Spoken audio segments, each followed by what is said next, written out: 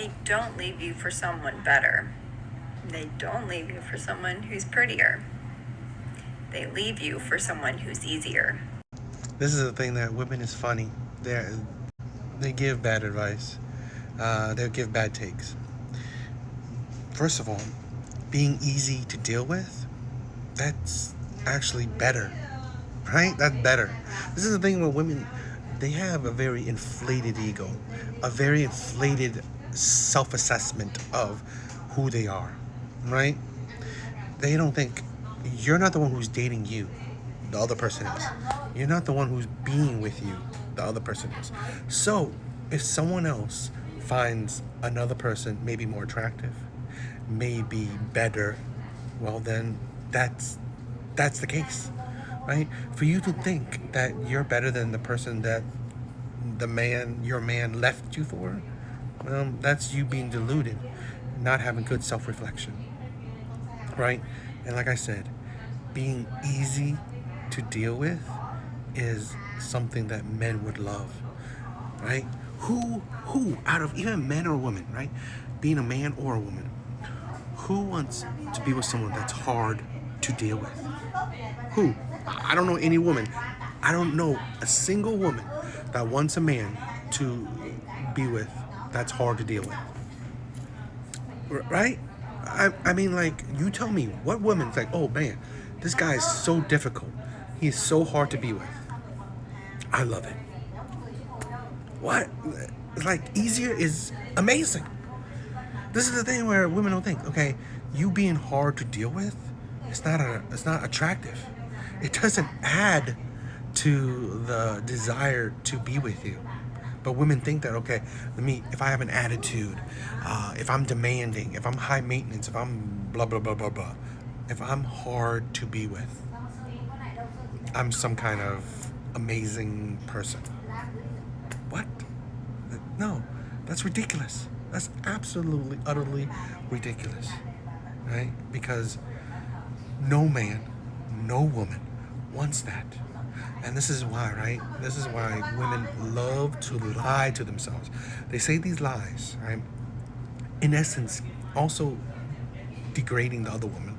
But they say these lies to themselves to make them feel better than themselves and for them to not need to self-improve, right? And this is the problem. Women say that they gotta go on these self-healing journeys, but do they? Do they? Because I think their self-healing journeys are usually lying to themselves.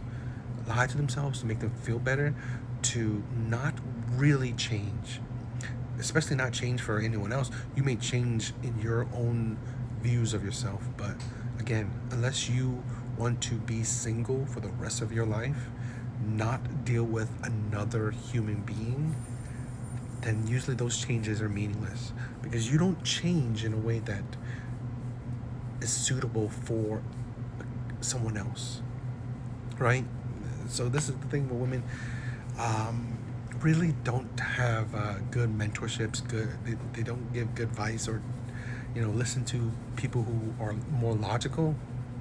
But it is what it is. Why would I help a man get on his feet when it's already men standing up? And this is why I say women are their own problems. Because I just did a video of women asking, where are the men that you can build with? Right? And now here's a woman saying, why would I essentially want to build with you when there's men that's already built? This is the problem with women, right? Where they say a whole lot of different things, very contradicting to each other, right? And this is the thing, they don't even understand what they want until they're in it and they're experiencing it. This is why I said, right? Even if you build with a woman, a lot of times she's tired of building. She would want an already built man. This is the thing that women seem to not grasp. They're not on the same page with each other. Where they always find things about men to complain about because they want perfect men, perfect situations. Nothing's always good enough. It's insane that, here's the thing where women seem to understand, if you want already built men, there's things that go along with it, right? There are conditions, it's just types of men that goes along with, because like, here's a man that's already built. Well, he's gonna be more critical of you. because you weren't there during his building process. You weren't there during his struggles. Okay? So you want to reap the rewards of his success. Well, he's going to act a certain way. He's going to view things a certain way. He's going to be a certain way. Here's the thing where women always say, okay, how about what if I built with a man and then he switches up? Well, then he wasn't a good man to begin with, right?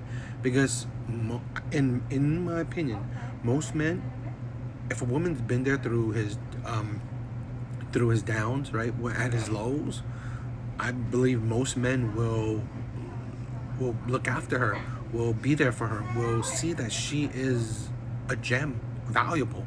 But this is also the thing, right, where women don't understand that they build men that were terrible to begin with. That's the thing that women don't talk about.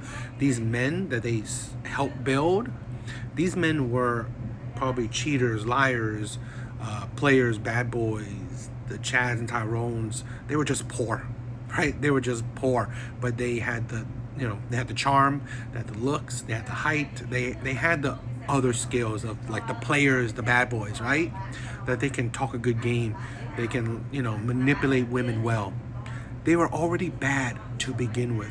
What you just did is just help a bad man become better, right? This is the thing where women don't realize. This man was poor, yeah, but it don't mean that he wasn't like had options, or he was a man that can easily get women. He's a man that easily manipulate women, can know how to talk to women, can charm women, right? So really, he was a terrible man to begin with. You just made him better at manipulating other women, because now he has money along with his charm. This is the thing where women don't talk about and they don't understand. You didn't build a man that was morally sound. He was a good man to begin with. You didn't build a good man to begin with. You just picked a liar, manipulator, a charmer, and helped build him up. And now, you know what? When he's built up, now he can have access to higher status women. That's the thing women don't talk about, and they don't even say.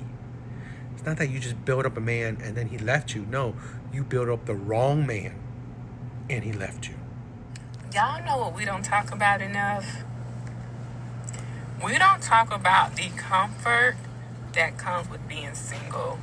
Like, I have been single for so long, and I truly enjoy myself and just me. That is kind of like, do I really want to be with somebody for 30 fucking plus years? Do y'all see what I'm saying? It's like, so you're telling me, like, I gotta wake up to this motherfucker every single day for 30 fucking years? Like, right now, I could just wake up to me in Houston, and Houston really got 14 to 17 years, God willing. If I don't leave first, I have to wake up to another person every day. You know what we don't talk about enough? The mentality of women. That they create their own problems. How many times, right? First, let's say this, right? Her being single, which most women are fine with being single, but this is the thing that they're not celibate, right? They're not saving themselves for that special person. No. While they're being single, they are racking up bodies. They're having sex with men that they don't view as long-term, worthy of long-term commitment, or these men they can't get long-term commitment from. So, great being single, but you are just adding trauma and body count onto yourself while you're single. Great for eventually the good man that comes along. Amazing for him. Second, this is the insanity of women, where you complain about commitment, that there's no good men out there, all these complaints that women always do, and yet women always do these kind of things, like, they get bored, they don't want to build, they get tired of men. This is why you see, and my controversial opinion, where the majority of divorces are filed by women. And I believe, in my personal opinion, the majority of reasonings is not cheating. It's not even finance sometimes. It is boredom. It is that, like this woman's demonstrating, right? You being with someone 10, 20, 30 years, you're bored of them. They don't give you butterflies anymore, because I've always believed this. Women are addicted on the dopamine high of emotions, right? The first time, the butterflies of, the first time you're kissing someone, first time you're talking to someone, the dates, all this stuff, right? The dopamine highs of these highs and lows of emotions. Women are addicted to it. So after a long-term relationship, seen a report, a study where it said that women, out of the two genders, women are the most likely to get bored in relationships. I believe that most marriages, right, most of the reasoning of marriages, of separation, of divorce, is that the woman's bored.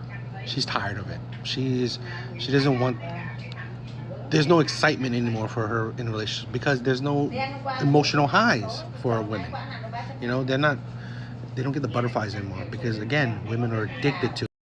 That's why you wonder why women are addicted to the drama. The drama, that's part of it, right?